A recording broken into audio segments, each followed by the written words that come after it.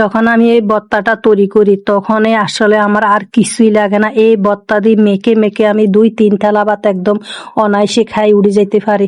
Guys আসসালামু আলাইকুম, আপনারা কেমন আছেন? তো এখানে আপনারা দেখতেছেন কচুর শাক। এই কচুর শাকগুলি আমি কিনে আনছি। তো এই তো আমি ওই পাতাগুলি সবগুলো আমি কেটে কিনে নিব। তারপরে ওই ডোগাগুলা নিব না, ডোগাগুলা রাখি দিব, শুধু শাকগুলো আমি নিব। তো শাকগুলা সুন্দর করে আমি পরিষ্কার করে নিছি। আগে আমি ভালো করে ধুয়ে নিছি যেন বালু যেন না থাকে। তো এখন আমি কি করব, শাকগুলো একদম কুচি কুচি করে আমি কেটে নিব। আসলে কেটে নেওয়ার প্রয়োজনও না, কারণ আমি তো এই শাক দিয়ে আমি ভর্তা করব।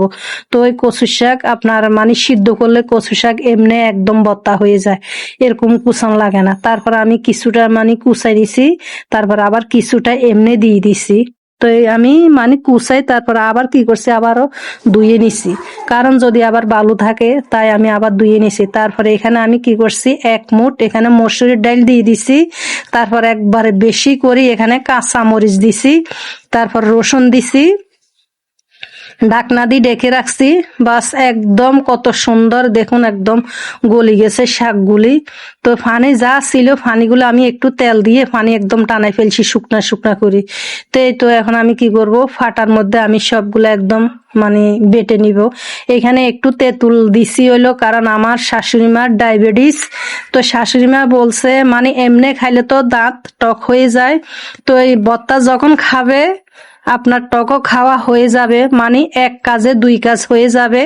শাকের সাথে টক দিয়ে একসাথে মিশিয়ে তারপর ভর্তা করে নিছি। রসুন আস্তে আস্তে রাখছি, রসুনটা যেন দাঁতের নিচে পড়লে যেন মজা লাগে, তাই রসুন আর পেঁয়াজ আস্তে আস্তে রাখি দিছি। এই তো এখন ভাতের সাথে মেখে মেখে খাই, আপনাদেরকে দেখাইতেছি। দেখুন কত লোভনীয়, কত মজা হয়েছে।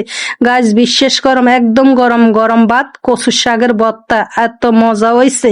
তো যারা যেখান থেকে ভিডিও দেখতেছেন আপনাদের কাছে আমার অনুরোধ থাকবে, আমার ভিডিও দেখি আপনারা লাইক কমেন্ট করবেন।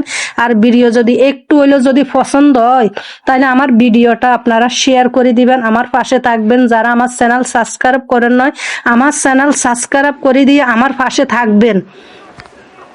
তো দেখুন আসলে আমার ঘরের পরিবারে একদম সবাই যে কোনো ধরনের ভর্তা